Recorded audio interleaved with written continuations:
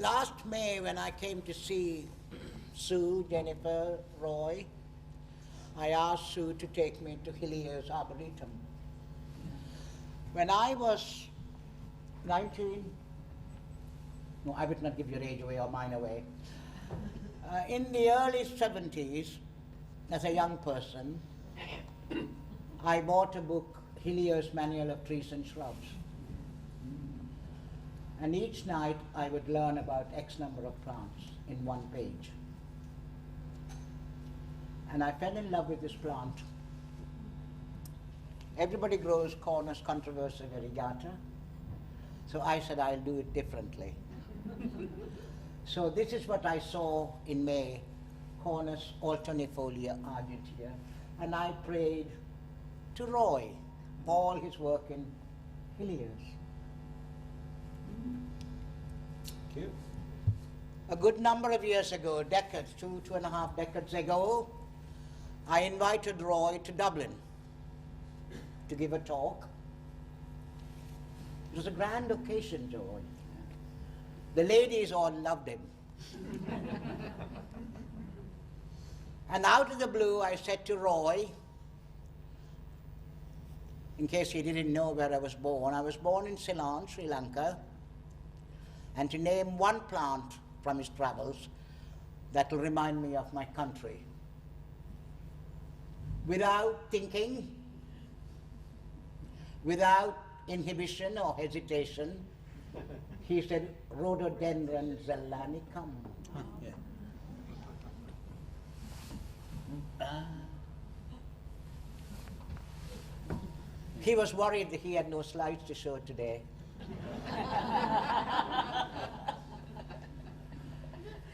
And when Bledin and Sue Jones went to Sri Lanka on plant hunting, I asked them to go looking for Rhododendron zelanicum, and Bledin sent me that slide. Nice. Yeah. To honor you, sir. I'll be speaking to them. The time he came to give a lecture in Dublin, there was a gentleman he worked with when he went to Japan, John Joe Costin. Roy arrived with this huge suitcase full of books. In case you have forgotten, of course you haven't. And he said that was for his friend John Joe Costin. And a local and very, very well-known garden center, Mackey's, they go back 200 odd years. They closed 4 years ago. They sponsored Roy's talk, and John Joe Costin and thanks to Roy, they had grown a lot of plants. And Magnolia obovata, then called Magnolia hyperleuca, was for sale. And that was the time Roy also visited my garden. And I had no room in my limited space. I got a friend to buy this plant, and we grew it. Or, yes, we grew it in borrowed. A lot of my plants grow in borrowed spaces. And 3 years later, she rang and said, Mary, I'm moving house. What do we do with Magnolia hyperleuca? I said, we transplant it. And the books would tell you, don't. We said, we'll do it. We did it. 2011, May, frantic phone call. My husband was seriously ill. You better come with the camera now. After 19 years or more, Magnolia hyperleuca in flower. And now it's called obovata. Roy told me this. And I got somebody to look after Barry, ran with my camera, took the photographs, and then frantically ran Jennifer to get his email to send. And then Philip Clayton, he rang and said, Roy is talking about obovata, write a little piece. And we did. So that is how I know Roy. The man with a passion for trees, shrubs. The excitement was only out of the world. And when we decided, we, the royal we, that this is worthwhile doing, because I firmly believe wonderful plantsmen, plant travelers, people who introduced wonderful plants worth growing in our gardens, they should be celebrated to the full. All these, if you may allow me to say this, Roy, I shy away from the word celebrity. Oh, thank goodness. I get, it's an insult to call somebody. I celebrate Roy because he taught me so much. I celebrate Roy because his passion for plants exceeded a lot of people I've heard. The gentleman, the man behind the plants. You don't get that every day in your life. Having a computer and your digital images don't make you a lecturer or a plantsman. It's a love, where they grow, how they behave. And he was an embodiment when I met him as a young man and when I was a young person. So it is with great pleasure, I hope this afternoon, celebrating Roy, president of this wonderful society, is worth recording, not only for today and tomorrow, but many, many tomorrows to come, for many, many generations to come, that they will look back with glee and gratitude and say forevermore, we want more plantsmen like Roy Lancaster. Yes.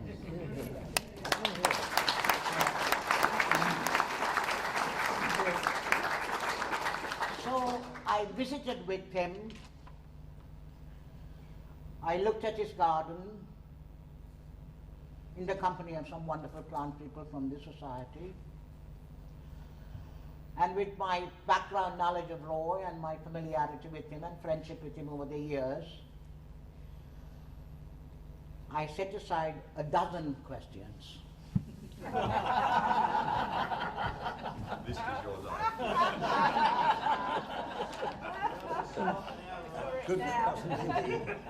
And I say the next sentence with enormous respect.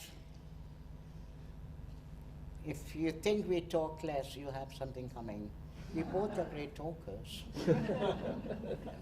So I'm hoping and praying Brian here will pull us back and say, come on guys, get on with it. Good luck, Brian. We have had enough of that, now move on. That is what Brian is going to do. So let's start with the first question. Referee. When I came to your garden, one thing that came across without any difficulty is your love of plants. It appears to me not only a passion, but a major obsession. And could you please share with us the roots of this lovely obsession? Well, some people call it an obsession. Some people think that's all I think about. I'd like to say right from the top that as much as I love plants and as much as plants have been a great part of my life, and certainly my working life, that my priority in mind and heart and even when I'm away from home has always been with my family. And I think you'd all understand that people who have families, they often are in the background and get forgotten. But people are more important than plants. But I spend a lot of time with plants, and some of my happiest times, my most exciting times, have been with plants, and not just in the wild, but in gardens too. But if I go right back to the beginning, I was born in Bolton. For those who don't know Bolton, it's an industrial town in the North Country. They used to have a great football team when I was young.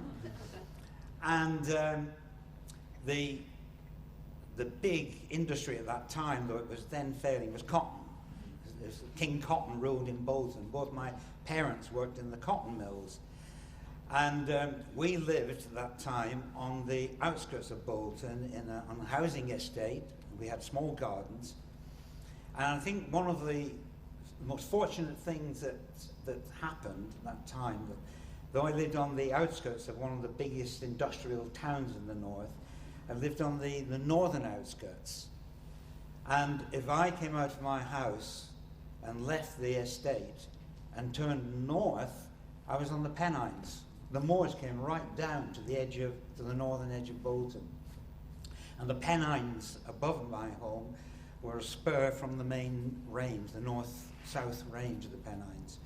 And the high point on that range was a place called Rivington Pike, which can be seen from the M6 if you're travelling up the Lake District next time. Nearby is a huge ridge called Winter Hill, which now has a big television mast. And so over the years, as I grew up as a schoolboy, and let me tell you that I had all the usual schoolboy interests at that time. Trains, I was a great train watcher. I used to travel all over the country up to the age of 16, travelling to sheds. I used to go around with the football crowds when they got cheap excursions to Newcastle. Any Newcastle people here? Or anywhere else where Bolton might be playing in some cup game. I'd get in there, not to see the match, but to go and see the engines in the local shed. But to me, the moors above my home were an escape. And I guess all through life, and ever since then, I've had that escape. I think we all need an escape from something. It's usually maybe the drudgery that life can be in some places, some circumstances, or a loneliness. I've always seen going up as an escape, going up to better things. The air is fresher, the air is clearer. Things seem to grow better up there. And while I'm at it, you mentioned trees. I guess that's why I hate to be put into a corner and say, do you prefer trees over this or that or the other? I love all plants. But trees to me, because you have to look up at them, they have a spiritual quality. And I only have to look up at a tree, not only to admire that tree, but I see it as I do mountains. And that's why my favourite country are mountains of the world, including Britain. So I've always been happiest in my travels when I'm in the mountains. And the moorlands, that's how it all began.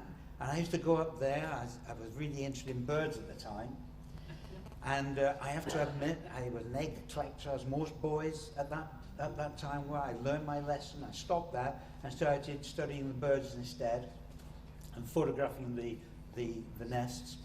And I used to spend hours on the moors, either with friends or on my own. And I knew a lot of friends in my street. It was a dead end, Cameron Street. I can't think of anything nice to say about Cameron Street compared with that thing, but I made a lot of friends. And over a period of time, I invented this, well, it was a kind of a game. And all it was going north and going as far as we could until we reached an area we haven't been to before. And I used to call that going into the land of the lost. I've always had, right from the beginning, a very strong imagination. I think it's a thing that a lot of parents hammer out at children when they're still children. And how many times have you heard it? Stop that. You're grown up now. You're 13 or 14 or even younger. You've got to be grown up now. Leave those things behind. I never have. And they've rescued me on many occasions. But I've been in a hole of some kind, and I use my imagination to think of places I've been to and what might be. So yeah, that's how it all started. Birds, and then in looking at birds and enjoying them, looking at other things beside them, plants. That's where plants came into my life. Recently, a few months ago, when I turned on BBC Radio 4, I heard you talk about a couple of people, particularly one gentleman, who influenced your career in horticulture. And I got the impression that your love of plants, these roots of the subsistence, may have been born out of that. Maybe you will tell us about the mentors in your early life. Yeah, I had my bird mentors, and one of them was the president of our local Natural History Society, Bolton Field Natural Society. Don't worry, they didn't take the clothes off. Studying nature. And my pal and I, who I sat with at school, we were the only 2 junior members. And everyone had grey hair as I have now, or silver hair, I don't like to call it. We were 2 junior members, and we used to have, was a president, and he's a man who studied birds, and especially the heron, the life of the heron. He wrote a book about it in the New Naturalist series. And I don't mind saying his name was Frank Lowe. He was viewed as an authority on birds. And he used to stand up at each meeting. We'd have winter meetings, we had lecturers from all over the north. We had a man we called Batty Batson, who was an expert on bats. And he gave a lecture on bats of the Delamere Forest. I remember it well. And on all these occasions, the president, Frank Lowe, would stand up, and because he spent a lot of time with herons, and he'd always stand up. Am I allowed to stand? And he had his hands in his pocket, and he had a sharp nose. And his arms were just at elbow. He said, "Well, ladies and gentlemen, nice to see so many in the audience tonight. Very cold outside. And but you're in for a treat. Tonight we have Mr. Mr. Boris Batson, who'll be talking about bats of the Delamere Forest."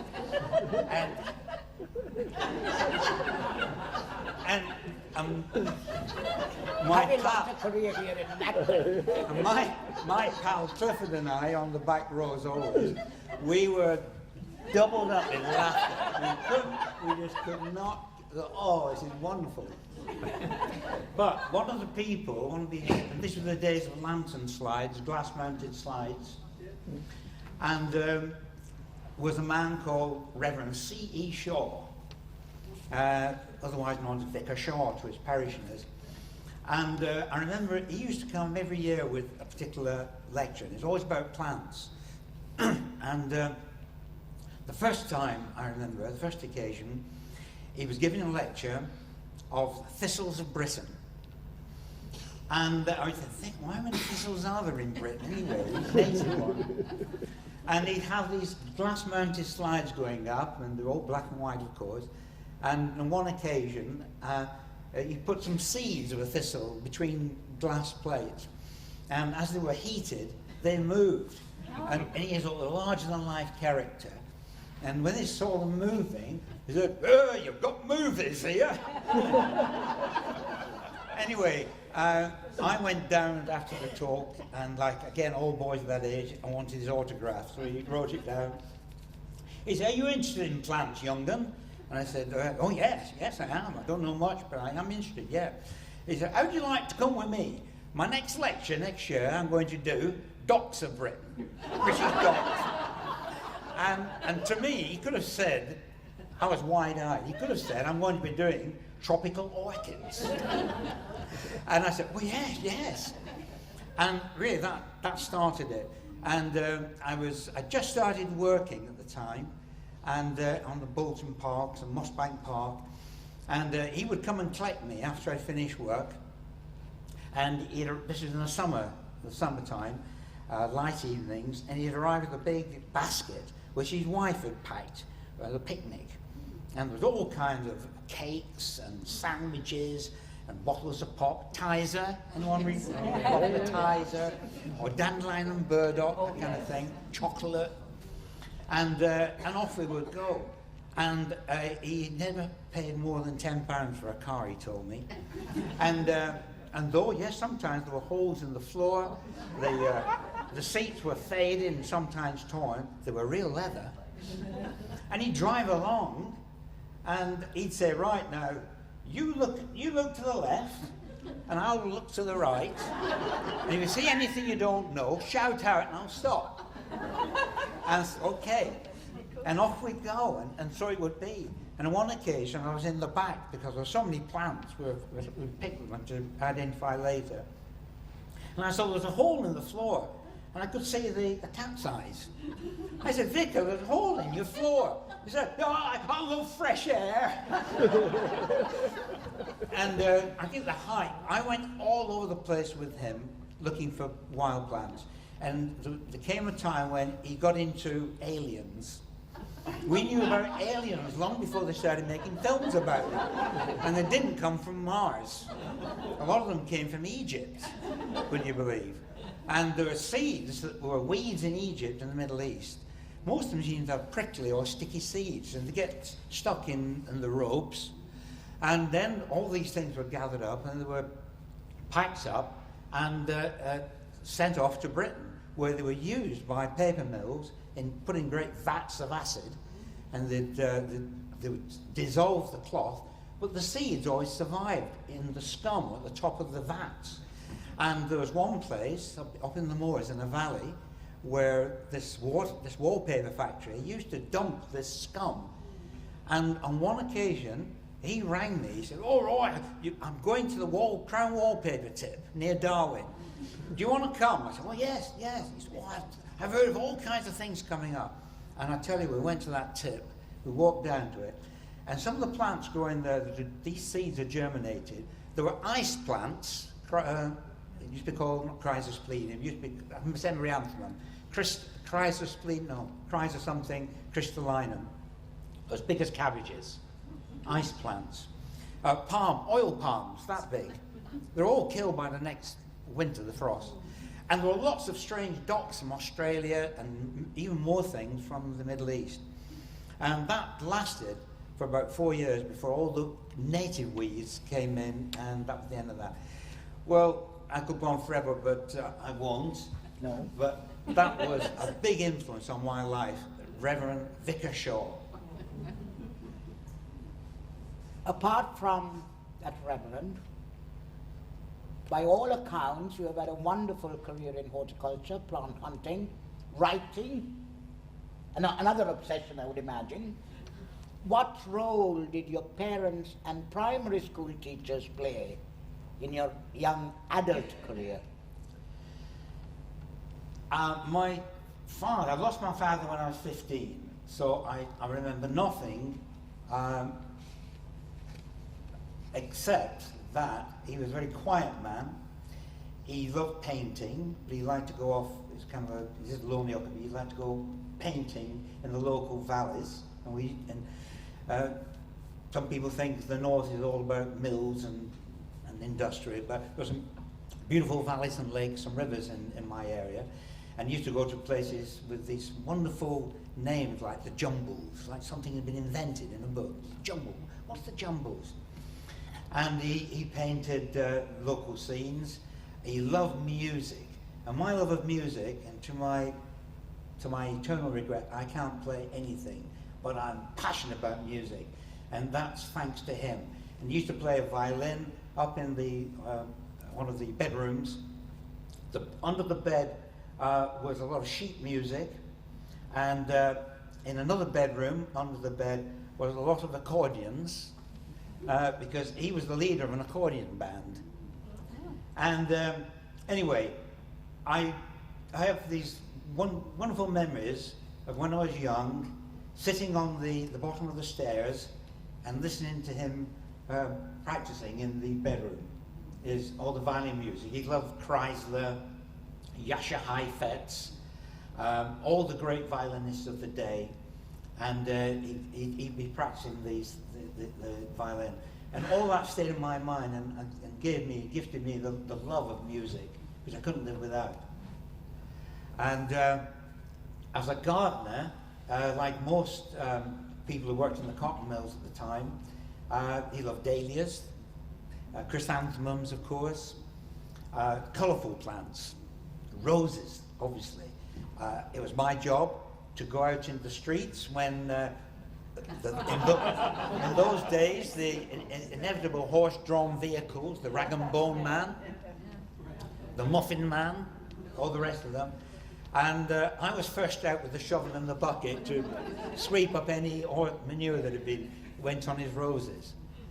So, but while he was alive, I had no interest in plants other than weeds and wildflowers. I never dreamt that I'd become a gardener. It was never into my head. And my one big regret is that he never lived to see me actually, yes, take on gardening as a career. And well, my mum did. And my mum was a lovely, dear Lancashire mill mum whose one desire in life was to see me happy. And if I remember anything, she said to me, if you're happy, love, I am. And so, really, I came into gardening through chance. It wasn't something I'd always dreamed of being. And when I hear of people writing, or I read articles, and they say, oh yes, I had my own little patch when I was 2 years old, I can think, well, you were lucky. You were lucky. You were initiated into it when you were very young. And if I have any garden memories, it's sitting on a little patch of grass at the front of our house, underneath a laburnum tree. And I was always aware of those long yellow chain. I didn't know what it was called. And there's a privet hedge. I didn't know where it came from. And little did I know then that one day I'd see both those plants where they came from, in the wilds. And so, yeah, that's how it all What began. about teachers? Did any Teachers, my main interest at school, as I said, was birds. So I was really keen on birds.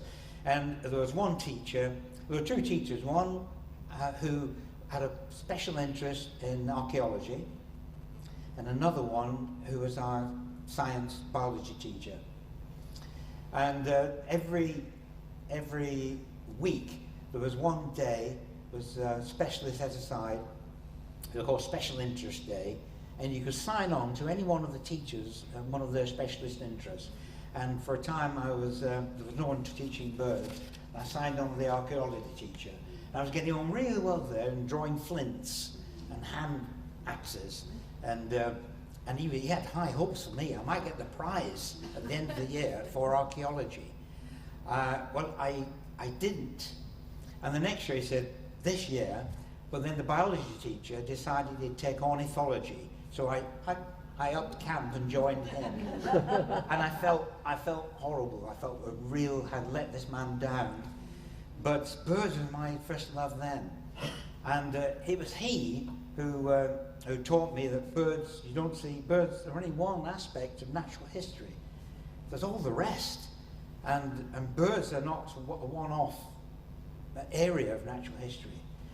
You mentioned earlier, I think, my love, about no plant lives alone. Plants are part of, oh no, it's Neil this morning going around the garden. So you're here, Neil, if you're not then, thanks anyway. He mentioned that plants are part of a community. All plants are part of a community. And if you go out in the wild and look for plants, you'll find them in their communities. And so it's really through that, this teacher taught me to look at the wider range. And of course, plants came into it. Roy, for a long time you've been writing passionately about your travels. And I have had the pleasure of reading a lot of your travels, your plans. You've been to China, you've been to Nepal, you've been to Japan. Obviously, looking at the plants in the wild, you got, knowing the person you are, got very excited. Could you please share with us a couple of things that really excited you when you were out and about in these wonderful countries full of plants? Yeah, well, let's think northern Iran. In 1972, Hilliers were given a big order for trees and shrubs to plant on a garden that was then being created some miles outside Tehran. To think of it now, what's going on there.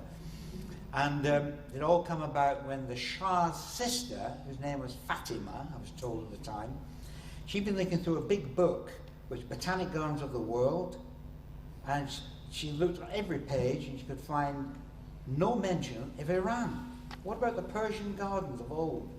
Famous in their day. Where are they today? And so the rumor has it, she asked her brother, can you give me a piece of land? I want to create a botanic garden for Iran. And he did. And when it came to finding plants to put in this garden, they hired a man called Edward Hyams, who will be known to some of you, who wrote extensively on gardening, gardens, and vineyards. He was a very, he was very much like in the image of Christopher Lloyd in his day, this man, Edward Hyams, a very cultured man, and had very definite ideas about gardens and favourite plants and where they should be planted. And he was given the job. And when he came to where we're going to get these plants from, he suggested Hilliers. And so they came to Hilliers with this order, and he came together with a botanist from the university in Tehran. And they made this huge order. 2 great Pantechnicons were filled with plants. It was in September of 1972. I was given the job of seeing that these plants were packed. I had to help with the listing of plants. And then I was told that, look, would you like to go out to Iran to receive these when they arrive? I said no. A week later, I was flying into Tehran. I was met by Edward Hyams, taken to the hotel, and then he took me out to the site. And what I saw, this was about 15 miles out of Tehran, along the horizon were the Elburz Mountains. To the south was this great dry, flat plain, covered in rocks and stones. What I also saw were the groups of men, as far as the eye could see, who were raking the stones into little heaps. I thought, what on earth have I come to? And this was the site of the garden. And those men were Azerbaijanis who'd been, well, we were told they'd volunteered to leave their homes and families and farms from Azerbaijan and to come and work on this site. And that's where the garden was going to go. And the lady who came to the airport with the Hyams was a woman called Anne Allah. She was married to an Iranian surgeon. And she loved gardening, and she loved to meet anyone coming to Iran who was interested in gardening. She would see that they'd see gardens, and she did. She took me in hand, and she said, look, behind these mountains, which look very dry from the south, wind blasted, on the other side, the Caspian forest. On the other side, paradise. On the other side, the Caspian Sea. She said, look, you're going to be busy for several weeks, but before you go back, I'll arrange for you to go over there. And she did. My last weekend in early December, before I returned home. And we had a long weekend in the Caspian forest. And I'll just talk about the next morning. We'd driven in there, and we stayed in a wooden lodge, and it was snowing. And we came out, and we drove down a little road, snaking down through the wood, through the forest, until the snow began to fall behind, and then we saw flowers. And we got out of the car, and I walked into these, underneath the trees, and beneath the trees, which I can tell you included Parotia persica, wild, and not the flat jobs you see in gardens, which is a clone, but real live trees going up to 60, 70 feet. Tilia begonifolia, this wonderful lime tree, linden, 100 feet. Ulmus subcordata, 120 feet. And coating the ground was a beautiful cyclamen, which is now known as caucasicum, and whites and pinks. And I remember sitting down and thinking, oh, aren't I lucky? Parotia, cyclamen, and that was just the beginning of it. So that was one experience. Thank you. You want another? Seeing Protea and cyclamen and looking at them in your natural habitat, in their natural habitats, do you think their growth pattern, their height, influence you in any way to be a better gardener back in Hampshire? Yeah, and not just the Parotia and the cyclamen, I'd like to tell and suggest and advise young gardeners who have yet to travel abroad that to really understand how plants grow best in your garden, then ideally you need to see them in the wild, see where they come from. And there are all kinds of reasons why this should be so. A, you need to get out. And plant hunting, despite what some people say, it's not just about hunting plants. That smacks of big game hunting. I once called a biopirate. I was described as a biopirate by a gardening writer. And I agreed to meet her in a pub outside Chelsea one day to have a good heart-to-heart about this. And she became one of my best friends, and she could understand where it's coming from. No, going to see plants in the wild, a big chunk of it is adventure. A sense of adventure. And young people, they want adventure. We're talking about how do we get young people into gardening? Well, what interests them? Anything with adventure, anything that's a challenge, anything that's exciting, anything that involves action, going places, especially new places. What better then than plants and becoming not a plant hunter, but a plant explorer? We all like to travel and to see and discover. That to me is the perfect way of getting young people into the world of plants and then into a career in horticulture. And it needn't even be Nepal, India, Chile, China. It can be in this country, it can be in one's doorstep. And if you set out, your adventure starts when you leave home. As soon as you close the door and you're going to school or you're going to work, that adventure begins. The plants growing. What are these plants growing by my doorstep? What are these plants growing as weeds in the garden? Are they just weeds and to be destroyed?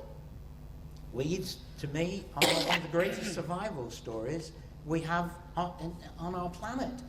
If, despite man's efforts to kill and rid our world of the plants they call weeds, if we were successful, we'd be the next. But they aren't. They always survive. So there's so much to be learned from that, and all the secrets our plants are. We think we know everything. We don't. Every plant has a secret, at least one. And we don't know all the plants that are out there. So that's how I would start them. And once you get into the wild then, you've seen where the plants grow, seeing where the plants choose to grow in the wild, as against where we want them to grow, damn it, in our gardens. And if you see where they are growing, and why are you growing? I see. You see who they're growing with. What are their neighbours that choose to grow with? What kind of the soil conditions? I see. It appears to be wet, a lot of rain here, but you're on a slope, and the water doesn't stop and form waterlogged conditions. It keeps on running. So the roots tap into the running water, but it's not hanging around and forming pools. You can see all these things and the role of humus. Did that influence your own gardening style? Well, I've never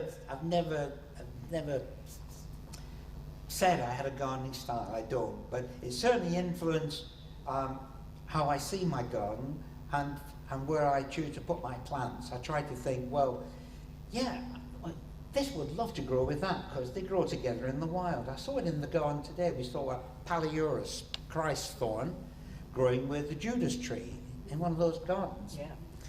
And I think it was Nigel, wasn't it? Or Neil? He was talking about it.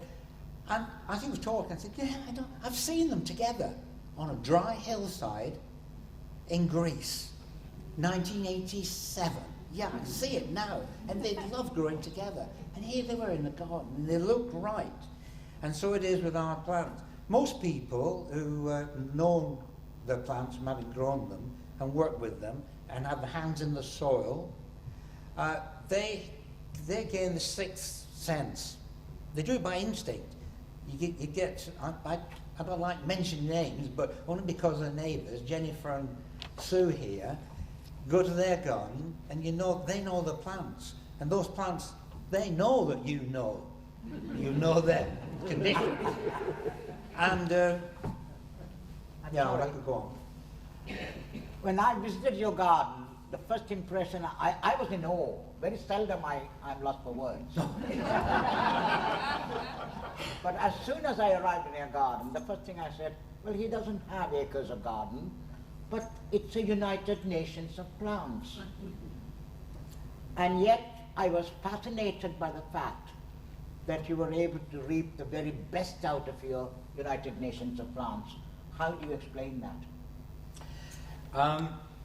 For those who haven't seen my garden, it's a third of an acre in Chandler's Ford, near Southampton. The front part of the garden, in the north side of the house, is on Bagshot Sand, which is the nearest we have in our country to the Gobi Desert. The south side is London clay.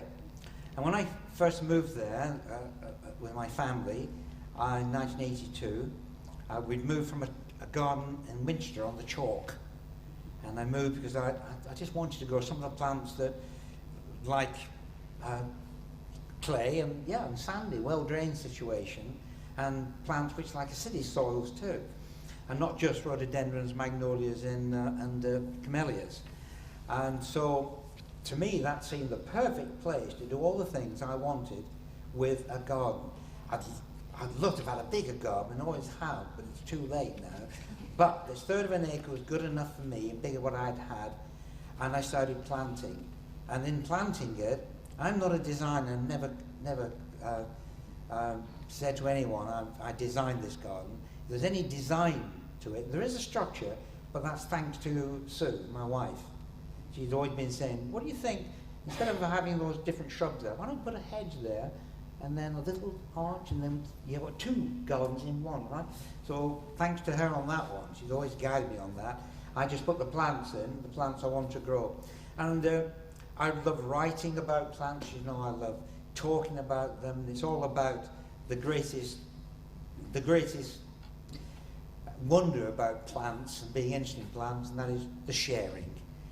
It's the first and the last commandment, thou shalt share.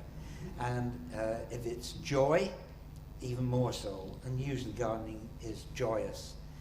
And gardening rescues us for all kinds of situations, unhappy, loneliness, we all know about it. And so I wanted my garden to be a place, yes, that I could find respite from visits to London, doing things I didn't particularly really enjoy, a place of quiet, a place I could sit, and sitting, just watching plants, just looking at plants and watching them is part of gardening, as we all know, as much as getting your hands into them. And it also was a place for my family to grow up in and play football and cricket. And yes, I had plants damaged and broken, who cared? We were happy doing that, it's all part of the garden's life. And from a business point of view, in terms of career, it was a place I could experiment with plants. People are always willing to give me plants. Try this, Roy. Or don't give any cuttings, please, because it's a new hybrid, but I'd like to know what you think about it. So I've always been lucky there. And of course, a vast number of plants that I've either collected myself, especially seed, or have been given by other plant hunters, friends. So a research situation, I could trial them on these two different soils, two different situations, and then I could observe them night and day. And yes, I go out at night sometimes with a lamp, torch to see about. And if I was wanting to write about something, did it have hairy leaves or not? Yeah, I could go out and there it is. So my gardens fulfill so many things, and when you're so close to plants, as you know well enough, Mary, then it is more than anything. It's your family. Yeah. It's your family in the garden. And don't you know your family, or should do, all the little quirks and desires and the little idiosyncrasies and things, and so it is with a garden. Thank you. If it's helpful, Mary, that's half the questions. Yeah, I realise it.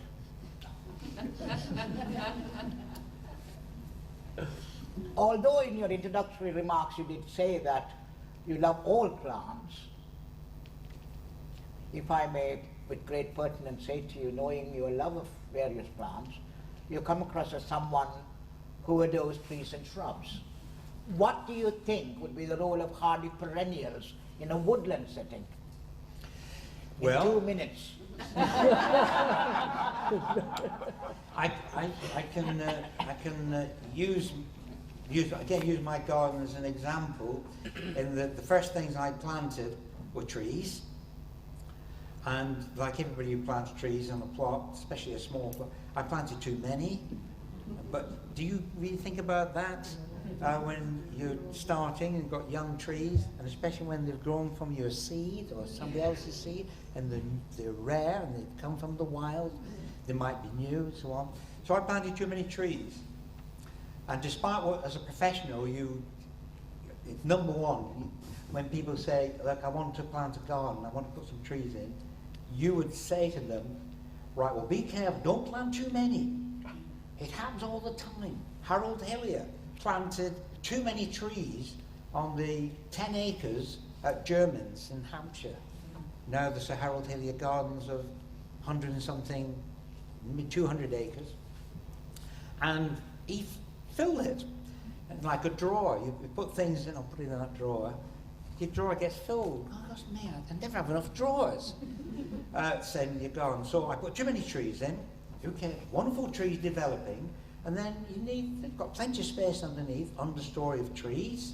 Meanwhile, you're putting climbers on the walls, all 4 faces of the house, and then that leaves all the rest of the space for perennials, bulbs, and ferns, and ornamental grasses.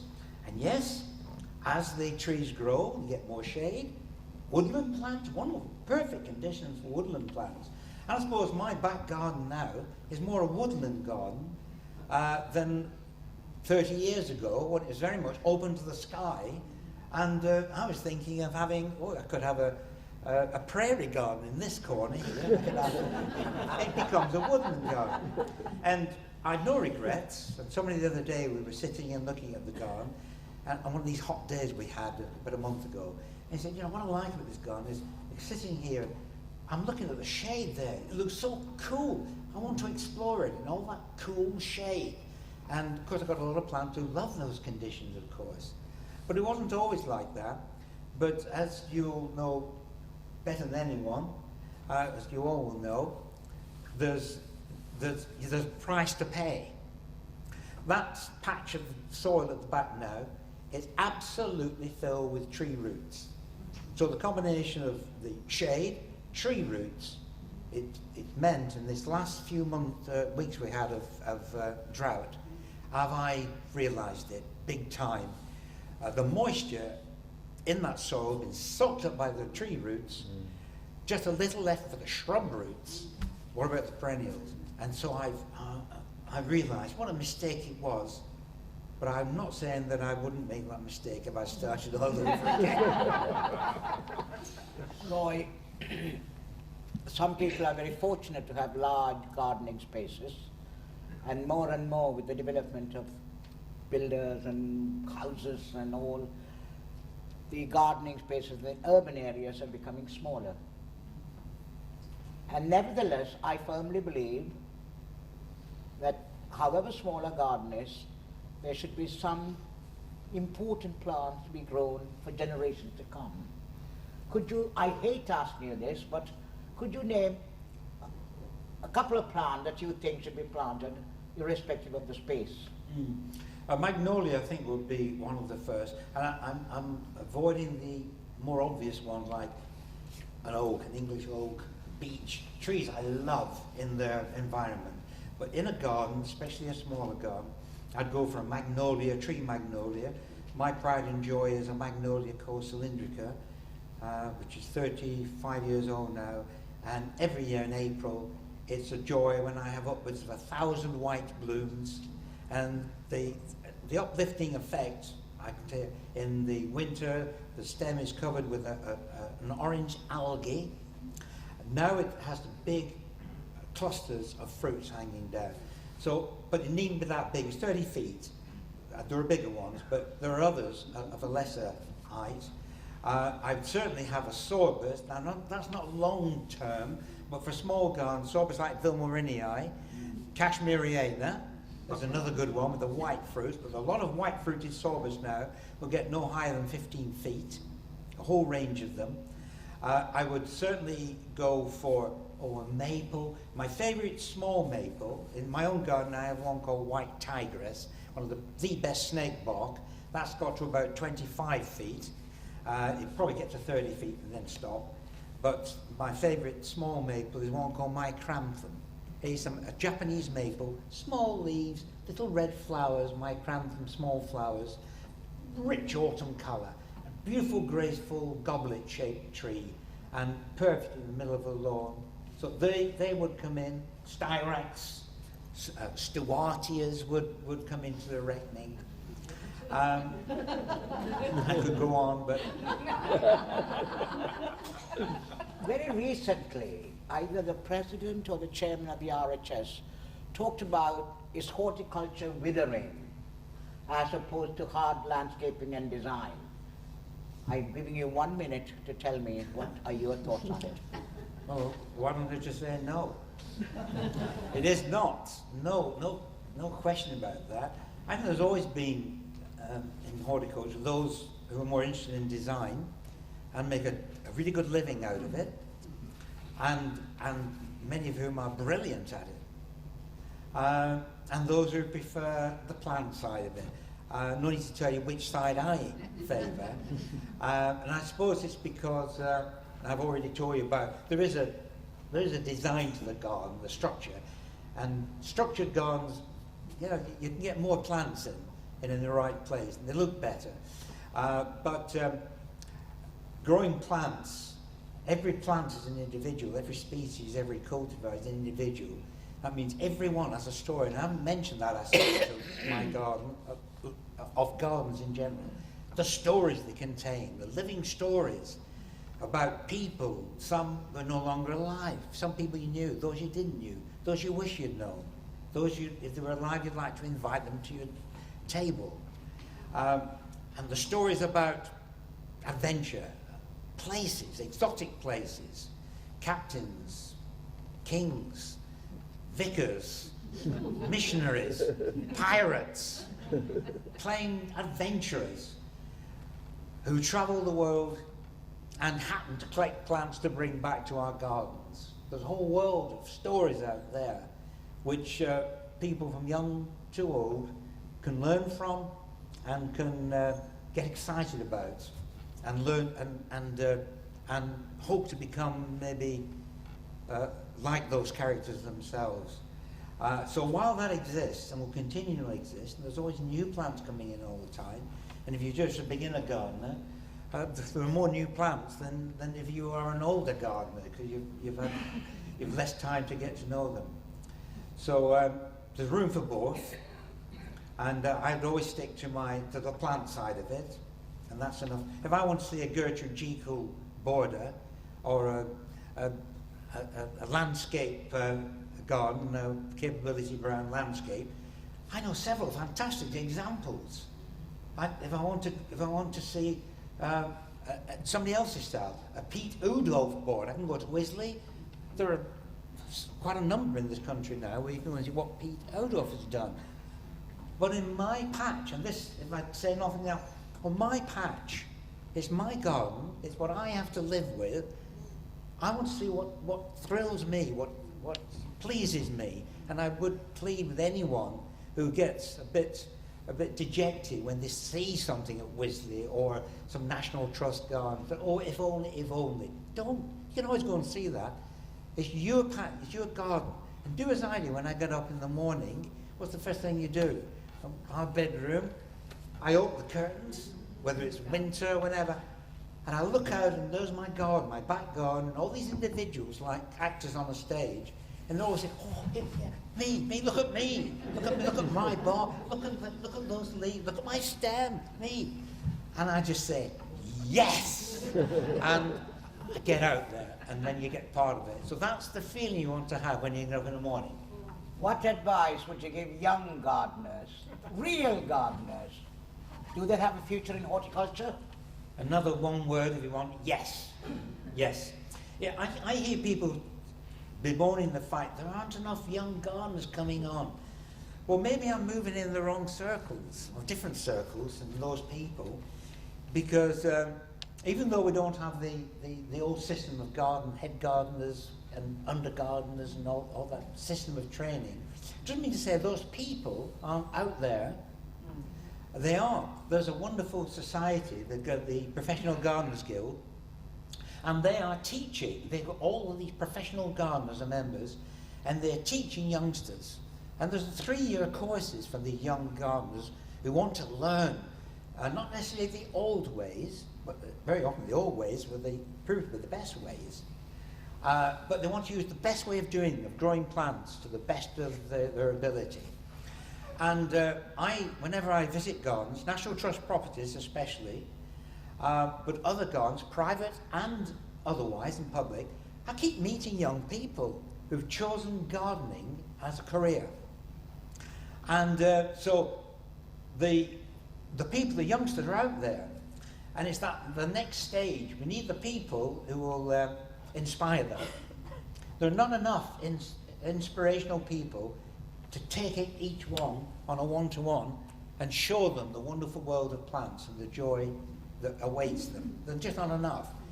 So it needs to be organised that such people are involved in talking to these and being with these youngsters at that age when they're like a piece of blotting paper. They'll soak up anything that comes their way. So yes, they are out there. No, there are not enough people doing their best to actually further their interests, but it can be done, and it will be done. And horticulture, there's a lot of space there for optimists, and no space for doubters and people who think things can't be done. You've got to believe. And I always tell youngsters, you've got to believe you can do it. All these things are nothing new. It's been said for ages. You can do it. If you want to be a plant explorer, you can do it. If you want to be on television talking about plants, you can do it. And it's as much your business, your efforts. You've got to believe that you can do it, rather than just sit still and hope that something will come your way. It might well do, and if it does, grab it. Think about it later. And finally, having spent a lifetime travelling far and wide in search of plants, gardening, and tirelessly communicating your extensive knowledge locally, nationally, and globally. Mr. President, how would you like to be remembered?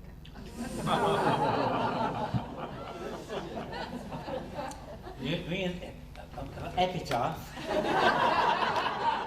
Not yet, Roy. No. But I'll tell you what, if it ever came to one piece of, I love poetry as well, although I can't remember it, unfortunately.